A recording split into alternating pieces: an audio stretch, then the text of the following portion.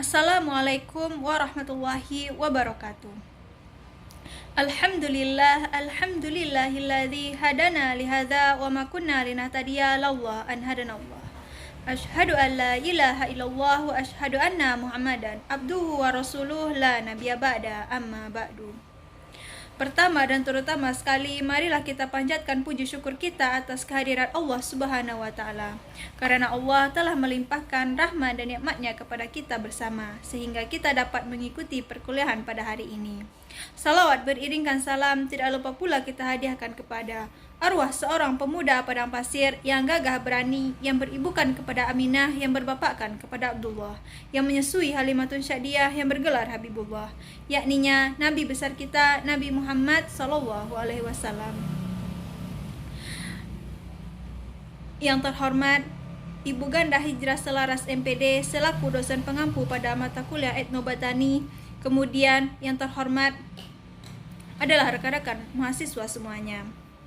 Baiklah, kami dari kelompok 7 akan mempresentasikan hasil diskusi kami, yakninya berkaitan dengan tumbuhan sebagai bahan pewarna dan insektisida. Adapun anggota kelompoknya, yang pertama adalah saya sendiri sebagai moderator, yaitunya Lailaturahmi dengan NIM 200310014. Perkenalkan, nama saya Fitra Salma dengan NIM 200310010 sebagai pemateri. Baik, saya Nurfitawi Inayah dengan NIM 200310023 sebagai tim penyaji. Perkenalkan, saya Tiara Lingga Afwina dengan NIM 200311005 sebagai pemateri. Saya Yusraini Reskia dengan NIM 200310039 sebagai penyaji. Kajian materi yang akan kami presentasikan yang pertama adalah tumbuhan sebagai bahan pewarna, selanjutnya tumbuhan sebagai insektisida, dan yang terakhir adalah tumbuhan sebagai kosmetik. Baiklah, materi yang pertama akan disampaikan oleh Fitra Salma. Kepada Fitra Salma, dipersilakan. Materi yang pertama mengenai tumbuhan bahan pewarna. Pewarna alami merupakan warna yang dapat dihasilkan dari berbagai jenis tumbuhan penghasil pewarna alami yang dapat diperoleh dari bagian-bagiannya seperti pada daun, kulit batang, kulit buah, biji, akar, dan bunga yang telah melalui beberapa proses yaitu direbus, dibakar, dimemarkan, ditumbuk, dan langsung digunakan. Menurut Husodo, pada tahun 1999, terdapat kurang lebih 150 jenis pewarna alami di Indonesia yang telah diidentifikasi dan digunakan secara luas dalam berbagai industri. Di masyarakat, pewarna alami digunakan untuk mewarnai makanan, minuman, mewarnai benda-benda kerajinan masyarakat, benang, pakaian, dan kosmetik. Selain itu, pewarna alami digunakan untuk mewarnai suatu preparat tertentu. Pemakaian zat warna alami di beberapa negara masih diyakini lebih aman daripada zat warna sintetis, karena sifatnya yang non-karsinogen. Teknologi pembuatan dan penggunaan yang relatif sederhana. Berikut merupakan contoh tanaman sebagai bahan pewarna berdasarkan famili. Dapat teman-teman perhatikan pada slide PPT berikut ini. Selanjutnya, bentuk pemanfaatan tumbuhan sebagai bahan pewarna.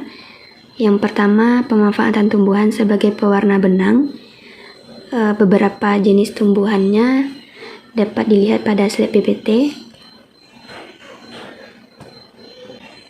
Dan ini gambar terkait dari tumbuhan yang digunakan sebagai pewarna benang. Ada daun ungu, kembang sepatu, laban, halban, dan kemunting. Selanjutnya, pemanfaatan tumbuhan sebagai pewarna pakaian. Nah, ini merupakan gambar terkait dari pemanfaatan tumbuhan sebagai pewarna pakaian.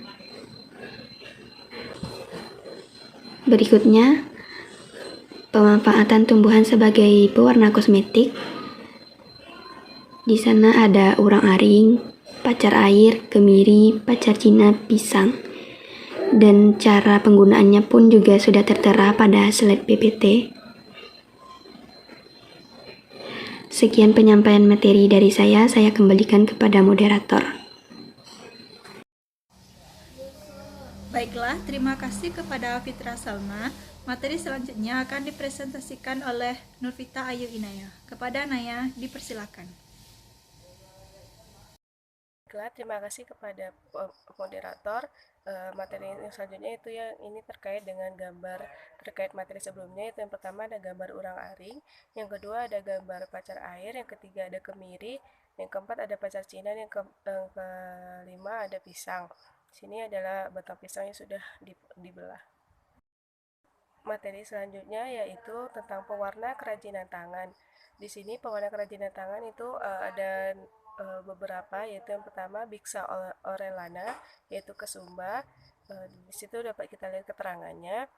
Yang dapat kita gunakan itu adalah bijinya. Kemudian adalah Floarium alternifolium atau beriang, yang dapat kita gunakan itu adalah akarnya. Kemudian yang ketiga adalah Dianella ensifolia, yaitu buah biru. Buah biru yang dapat kita gunakan itu adalah buahnya. Di sini dapat kita lihat keterangannya. Selanjutnya gambar terkait daripada pewarna makanan. Yang pertama adalah kesumba, yang kedua beriang, yang ketiga buah biru yang sudah saya sebutkan tadi pada slide sebelumnya. Materi selanjutnya yang kelima yaitu pewarna makanan. Di sini ada 5 jenis pewarna, yaitu pertama Hylocereus costaricensis atau buah naga, yang kedua Hibiscus satdarifa itu rosella, ketiga Pandanus amaryllifolius itu pandan, yang keempat itu Theobroma kakao atau coklat, yang kelima yaitu Curcuma domestica atau kunyit, yang selanjutnya yaitu Alteranthera amoena atau baya merah. Di sini dapat kita lihat gambarnya. Itu yang pertama gambar buah naga, rosella dan juga pandan. Dapat kita lihat keterangannya pada slide sebelumnya. Tumbuhan insektisida yaitu pemanfaatan bahan tumbuhan sebagai pestisida nabati merupakan salah satu cara pengendalian tradisional hama dan penyakit yang telah lama dikenal oleh masyarakat Indonesia. Pemanfaatan pestisida nabati merupakan alternatif pengendalian hama yang memenuhi konsep pengendalian hama terpadu atau PHT. Bagian tumbuhan yang dapat digunakan untuk mengusir hama diklasifikasikan dalam 7 bagian, yaitu daun, batang, kulit batang, kulit buah, umbi, dan akar. Selanjutnya, jenis-jenis tumbuhan yang berpotensi sebagai pestisida nabati. Di sini dapat kita lihat tabel dari jenis-jenis tumbuhan yang ditemukan yang berpotensi sebagai pestisida nabati. Nah, teman-teman dan juga rekan-rekan dapat melihat di sini ada beberapa tumbuhan yang dapat kita gunakan sebagai pestisida nabati. Dan juga dapat kita lihat manfaat-manfaatnya. Baiklah, saya kembalikan kepada moderator. Baiklah, terima kasih kepada Naya. Materi selanjutnya akan dipresentasikan oleh Tiara Lingga Afwina. Kepada Tiara, dipersilakan. Ini merupakan gambar terkait jenis-jenis tumbuhan yang berpotensi sebagai pestisida nabati. Jadi tumbuhan-tumbuhan ini sama-sama dimanfaatkan sebagai pengendali hama. Namun yang membedakannya adalah pada bagian-bagian yang diambil atau digunakan. Misalnya pada brotowali, bagian yang digunakan adalah bagian batang. Kalau ada sirih, ada jengkol, yaitu bagian yang digunakan buah.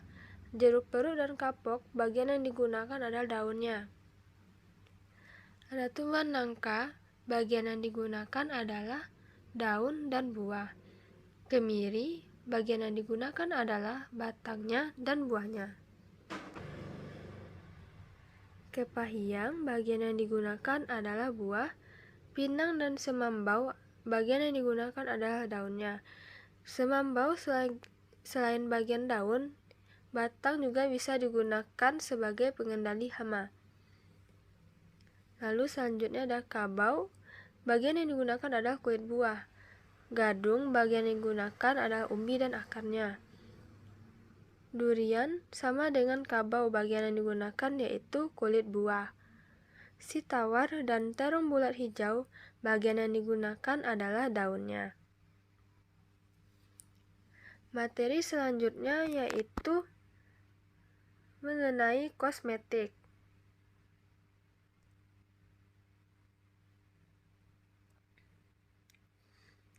Kosmetik telah menjadi bagian kehidupan manusia sejak zaman dahulu. Kosmetik digunakan secara luas, baik untuk kecantikan maupun kesehatan. Kosmetik ialah sediaan atau paduan bahan yang siap untuk digunakan pada bagian luar badan, seperti bagian epidermis, rambut, kuku, bibir, gigi, dan rongga mulut, antara lain digunakan untuk membersihkan, menambah daya tarik, mengubah penampakan, melindungi supaya tetap dalam keadaan baik, memperbaiki bau badan, tetapi tidak dimaksudkan untuk mengobati dan menyembuhkan suatu penyakit. Pengolahan tumbuhan-tumbuhan sebagai salah satu cara menjaga kecantikan atau penampilan yang digunakan sebagai kosmetik alternatif pada masing-masing etnis menjadi suatu kebiasaan, dan juga menjadi budaya lokal yang diwariskan oleh nenek moyang pada masing-masing etnis itu sendiri.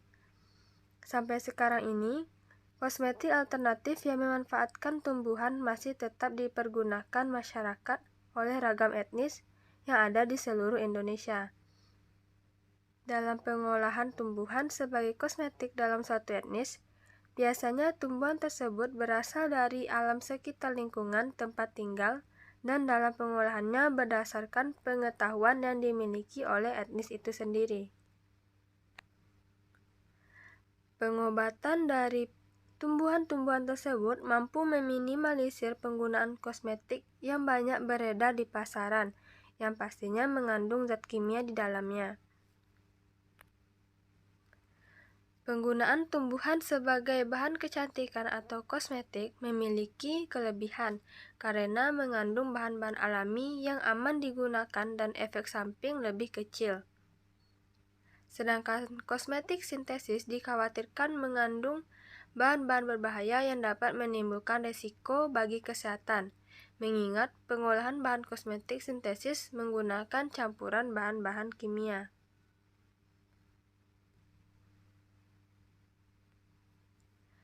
Ini merupakan contoh tumbuhan sebagai bahan kosmetik, yaitu ada tumbuhan kemuning. Bagian yang digunakan yaitu adalah daunnya, bisa digunakan sebagai rias wajah dan lulur wajah. Selanjutnya tumbuhan padi, bagian yang digunakan adalah bulir untuk bedak dingin.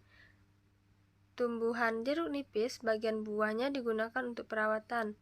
Tumbuhan pinang, bagian kulitnya digunakan untuk menghilangkan flek hitam di wajah. Tumbuhan santan, bagian daunnya digunakan untuk menghaluskan wajah. Bagian tumbuhan dari pinang, selain kulitnya, buahnya juga bisa digunakan sebagai perawatan gigi.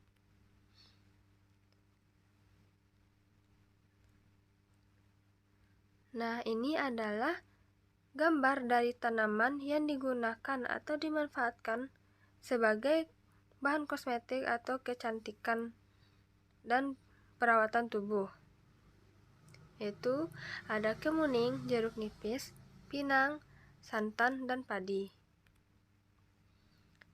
Dan ini merupakan jenis-jenis tumbuhan sebagai bahan kosmetik, yaitu ada kenanga yang bisa dimanfaatkan untuk mengharumkan tubuh.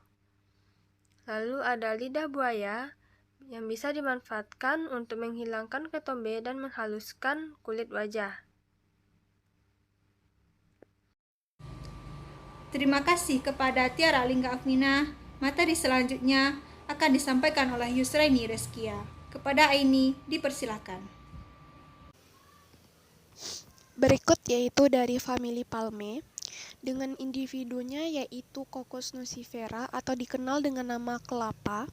Adapun pemanfaatannya yaitu untuk minyak rambut dengan cara kelapa diparut, lalu diambil santannya. Santan dipanaskan sampai mendidih, kemudian disaring agar minyak dan ampas terpisah. Nah, minyak itulah ditambahkan dengan daun pandan wangi. Kemudian yaitu ada dari famili Cucurbitaceae dengan nama individu yaitu Cucumis atau dikenal dengan nama mentimun. Adapun pemanfaatannya yaitu untuk menghilangkan kerutan pada wajah. Caranya, buah dipotong-potong, kemudian ditempelkan pada bagian mata, didiamkan selama lebih kurang 15 menit, lalu dibersihkan dengan air bersih. Yang kelima yaitu famili dari Euphorbiaceae dengan nama individu yaitu Aloyrites mollucana atau dikenal dengan nama kemiri. Pemanfaatannya yaitu penyubur rambut dengan cara biji ditumbuk hingga halus menjadi bubuk, kemudian diberi sedikit air, lalu diusapkan pada bagian kepala hingga rata, diamkan selama lebih kurang 2 menit, kemudian dibilas dengan air bersih. Nah, yang keenam yaitu famili dari Fabaceae dengan nama individu yaitu Pachyrhizos erosus atau dikenal dengan nama bengkoang yang berfungsi untuk memutihkan kulit. Umbinya diparut hingga halus, kemudian diusapkan pada bagian kulit tubuh. Diamkan selama lebih kurang 5 menit, lalu dibersihkan dengan air bersih.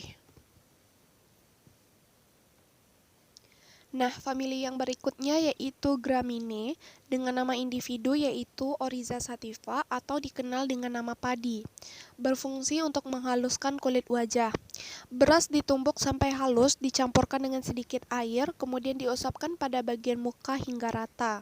Lalu didiamkan selama lebih kurang 10 menit, lalu dibilas dengan air bersih.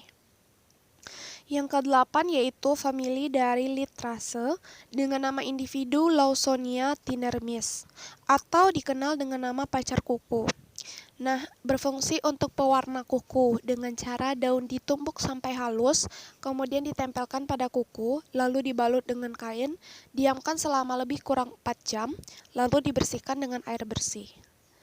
Yang ke-9 yaitu dari famili Lamiaceae dengan nama individu yaitu Premnas candens atau dikenal dengan nama buas-buas. Berfungsi untuk menghilangkan bau badan dengan cara daun diremas sehingga menimbulkan busa, kemudian diusapkan pada bagian seluruh tubuh, terutama ketiak. Setelah itu disiram dengan air bersih. Nah, famili yang ke-10 yaitu Melastomanceae dengan nama individu yaitu Melastoma malabatricum atau dikenal dengan nama cengkodo. Berfungsi untuk menghilangkan jerawat dengan cara daunnya diremas sampai halus, kemudian diusapkan pada bagian wajah, lalu disiram dengan air bersih.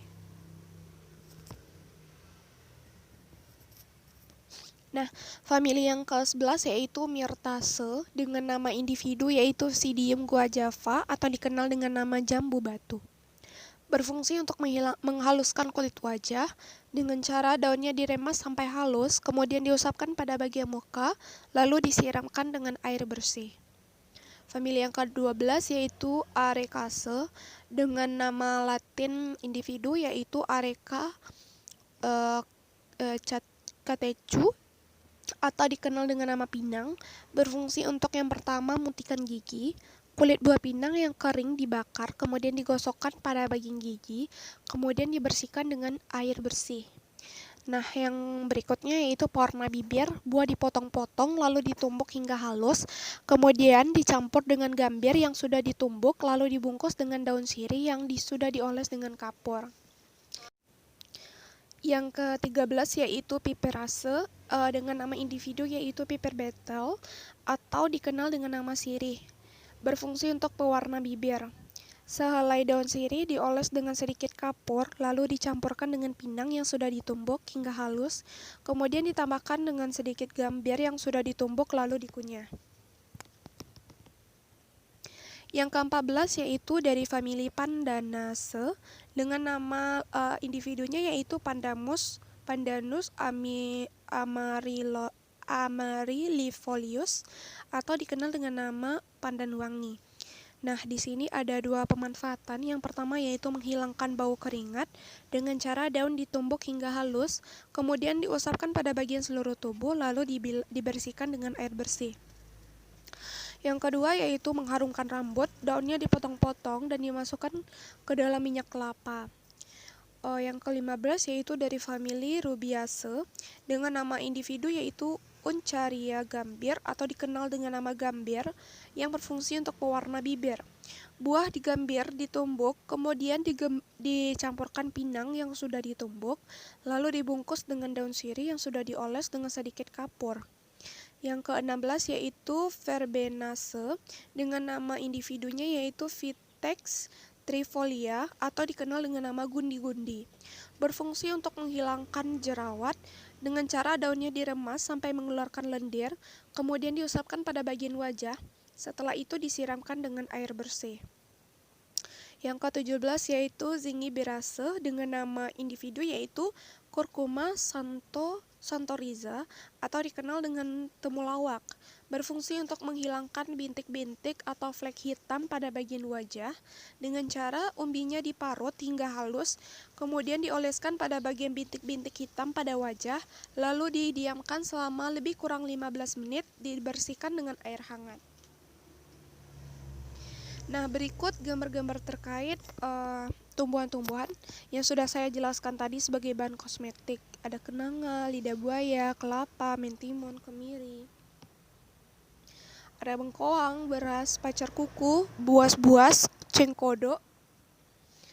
Kemudian ada jambu batu, pinang, sirih, pandan, dan gambir.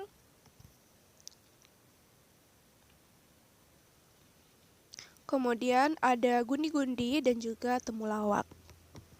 Baik, selanjutnya saya kembalikan kepada moderator.